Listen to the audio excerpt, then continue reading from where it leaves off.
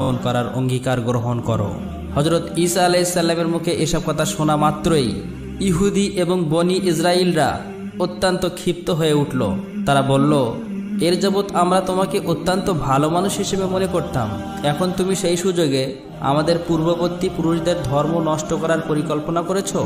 নিজের একটি শরিয়ত তৈরি করে সেই শরিয়ত আমাদের উপর চাপিয়ে দেবার চেষ্টায় মেতে উঠেছ।